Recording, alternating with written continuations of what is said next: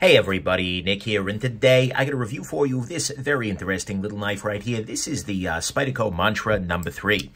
First off though, in the name of full disclosure, want to thank Spyderco for sending this guy along. That's right, this came to me directly from the factory, and actually I think a little bit before they shipped to a lot of the distributors and whatnot.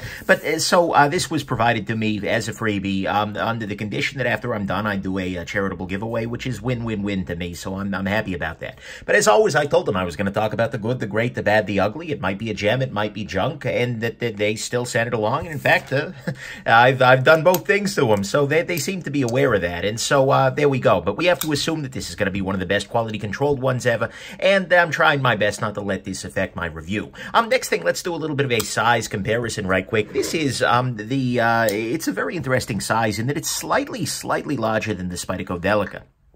As was the original Mantra here. So here's your Delica. Here it is against the Ontario Rat number 2 and your Rat number 1 right here.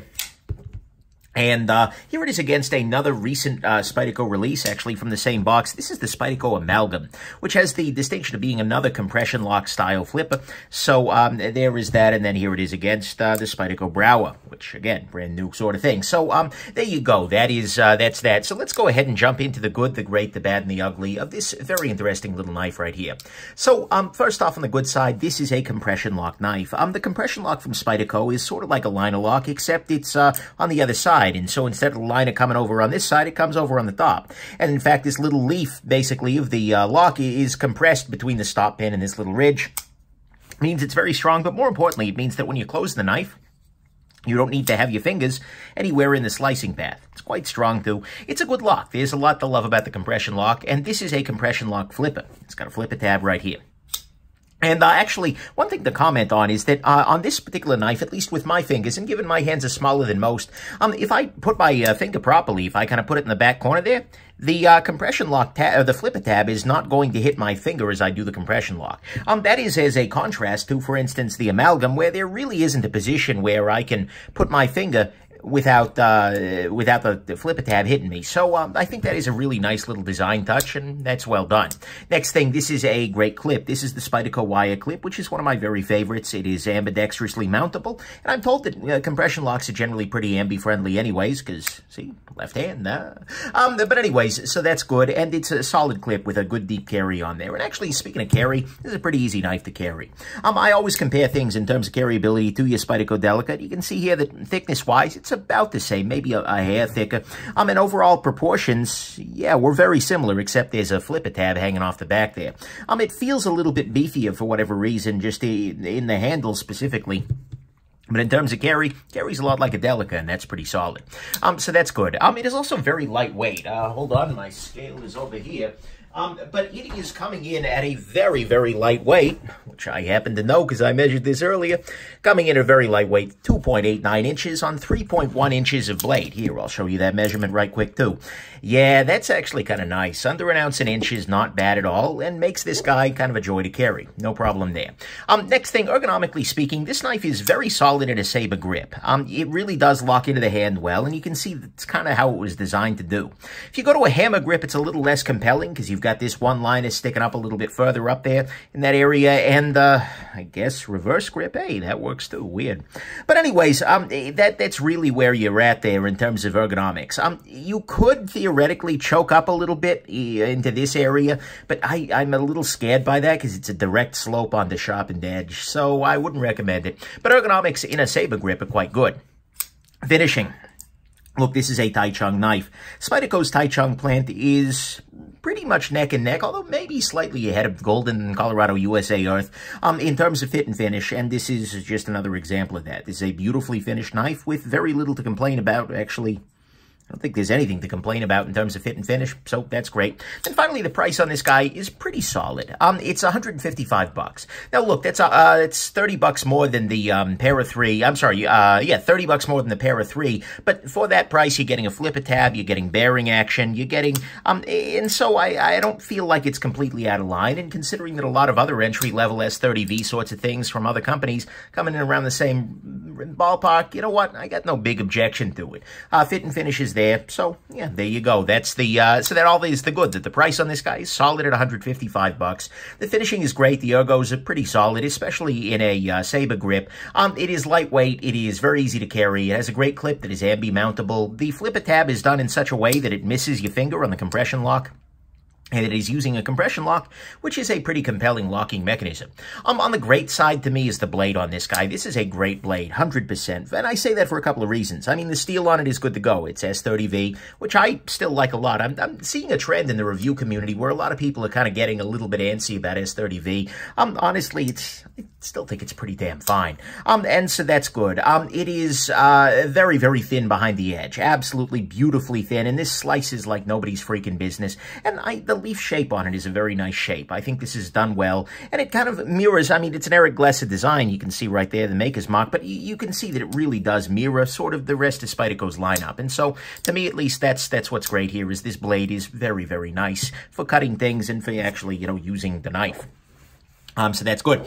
On the, I'm sorry, that's the great. On the bad side, to start with, this is doing the usual Spyderco, where they have a couple of layers of carbon fiber on top of the G10. You can kind of see where the G10 starts and the carbon fiber ends right here. It even feels maybe a little more shallow than usual, but you know what? Does it bother me? No, not really. I mean, practically speaking, it's not like the most luxurious carbon fiber finishing ever. I don't have any luxurious carbon fiber around, but still. You know what? It works fine. And this isn't pretending to be a $600 knife, so I don't really have a big problem with that. But it does bug some people. Next thing, this is the Mantra 3. There was the Mantra 1, which looked a lot like this guy, but it was a titanium frame lock. And there was the Mantra 2, which had a longer blade. I'm sorry. Well, kind of a narrower blade. That was a whole other affair. And the thing is, it's a little weird to me that this is the Mantra 3, because this is a very different knife. I mean, it's shaped like the Mantra, absolutely, but it's now no longer in M4 steel. And M4 steel is one of the best sorts of steels out there, and S30V is not quite M4. It's not a bad steel at all. It's good to go, but that was a step down. And similarly, going from titanium frames to carbon fiber just feels like a little bit of a down. Now, I get that this is letting them hit a nicer price point. The Mantra 1 is going for $188, is going for $155, and so I can see why they made the decision, but it's a little weird that this is the Mantra 3, when really it feels, I mean, it looks like the Mantra, and I guess had they called it the Spyderco for Blabble, people would have said, oh, it looks a lot like a Mantra, but it's weird to have that tradition when this is really breaking most of the norms of the tradition. Whatever, not a big deal. One thing that is getting to be a bigger deal is the recurve here on the blade. This is something I don't particularly love. That said, I do particularly understand it. What I mean by that is if you take a look at this little guy, and especially during the disassembly video, you can see, but basically, in order for this, the flipper tab, the heel of the flipper tab is right here, and had they just kept going, had they gone straight out from the heel of the flipper tab and just kind of done a straight liney sort of affair without a recurve, the blade might have been a little bit more attractive, might have been a little taller in places, but it absolutely would have come into this area here and sort of cut off, you'd get a little strip of blade there. And that could mean that if you, for instance, let the knife cut or close like this with your finger in place, it could very easily cut the tip of your finger, and that's unacceptable. You know, people have said, oh, well, you know, it'll clear the flipper tab will move it out of the way, whatever. No, that's a safety risk. And so I totally get why they went recurve here. And I also understand that they couldn't have, like, hollowed this out deeper and made a finger choil. When you look at the inside of the blade there, you can see that there's just not all that much beef, or at least that's my understanding of it. I'm not a knife maker. So I get why the recurve was probably the most elegant solution to this, given the geometry, the compression lock, and everything like that, but it's still going to be a bit of a pain for somebody who's using bench stones and things like that, and that recurve will likely get a little bit more severe over time as you start to sharpen it out, if you're not very, very careful with it. It's not the end of the world, but it's absolutely something that I don't particularly love, and again, it makes it feel a little less Mantra-like than the rest of the Mantras are. Whatever. What can I say? The biggest thing for me, and the biggest issue, and the elephant in the room for me on this guy is kind of the detent on this. So the detent is the force that's holding the blade in position. And the thing is, this detent is at some level fine. If I put my wrist here so there's no wrist action, oh, hold on, try it again. There we go. Now it deploys. And in fact, aside from when I completely screw it up, as I did the first time, and I don't want to sound like, I mean, you've not seen any other missed flips there. It's just a weird positioning here. But this absolutely reliably will deploy. It's not like it won't deploy regularly sort of detent. And it flips very reliably, and frankly, it flicks beautifully. This detent is absolutely dialed in for flickery. If I want to do this, it's really hard to do this with a camera right above you. But anyways, you can absolutely flick it in 100%. And frankly, it feels like a much nicer knife in terms of the flicking action than the flipping action. But the thing is, it is absolutely not a strong detent, and it absolutely does shake free with very little effort. I mean, if you're in New York City, this is not the knife to carry, because the cops, if they don't like the way you look, are gonna probably shake you down for it. That's not a great thing.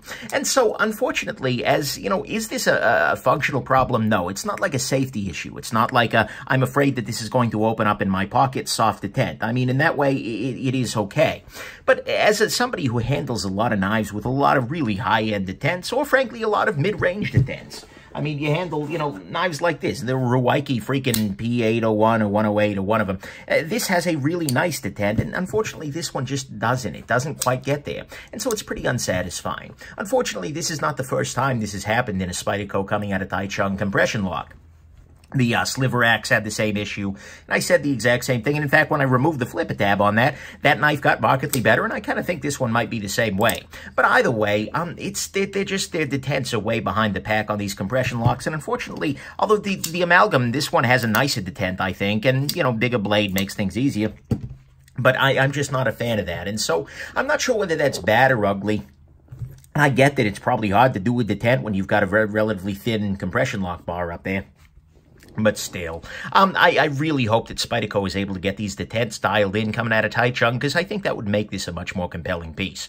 And so to me, that's the bad here, is that the detent isn't quite there yet. It's got that recurve going on, although I do get it. And they've moved down from the M4 on this guy, but again, price. And the carbon fiber on top of the G10 is going to bother some people. In terms of ugly, I think the detent is reliable enough in everyday use. You know, there weren't any times as I was carrying and using this knife where I felt like, oh, detent failure. But it's kind of borderline, and to me as a knife enthusiast, I feel like the detent issue is ugly, but I'm not quite sure where to put it there. So there you go. That's your ugly is maybe the detent if you're a crazy knife geek who loves a hard detent. On the final conclusions, look, this isn't a knife that I particularly love. I mean, I can acknowledge it to be a fine knife. It's a nice knife, in fact. I guess it does have a nice blade. It's got a fine handle. It carries lightly, compactly, solid ergos, a price that's fine, and I think that adds up to a knife that a lot of people could enjoy, and this isn't a bad knife. This isn't a knife that somebody like said, hey, Nick, I just got a Mantra 3. Like, cool, enjoy it. It's not anywhere near that level, but at the same time, to me, as a knife geek, and given I'm outside of, I'm a weirdo, but this feels like the deficiencies sort of add up, and it feels a little bit like a step down from the original Mantra, at least the Mantra 1, both in terms of the action and in terms of the materials. I get that the recurve thing is kind of understandable, but it's going to be a little bit of a pain for flat bench stone people, and the detent is sort of what just gets me here. It's barely strong enough to be acceptable, but it's just not super satisfying. This isn't something, this isn't a detent I would want in a knife that's $155. Frankly, this isn't a detent I'd really want in a knife that's $40. That's a big Achilles heel on this guy. If this knife were a perfect flipper with an excellent, strong detent that just was like 100% reliable, no freaking problem, I would probably feel a lot better about it. But as it is, I'm kind of in this weird space where it's not a bad knife at all. I can't, say, oh, if somebody said to me, Nick, you're carrying the Mantra 3 for the rest of your life, I'd be like, oh, that's a bit of a shame, but okay. Whereas with some, I would like, no, no, evil genie, you get back in the bottle and shut your mouth. No, I mean, it's not great, but it's okay. And so it doesn't really clear its orbit. It's not a knife that I'm like, oh, thank God the Mantra 3 is a thing. And it's not, unfortunately, a knife that I see myself really recommending strongly down the road. But if you love the looks, you're okay with a softer detent, you don't mind the recurve, then sure, why not? Maybe the Mantra is going to be worth repeating for you. Anyways, hope this has been interesting to you, and have yourselves an absolutely wonderful rest of your day. Bye now.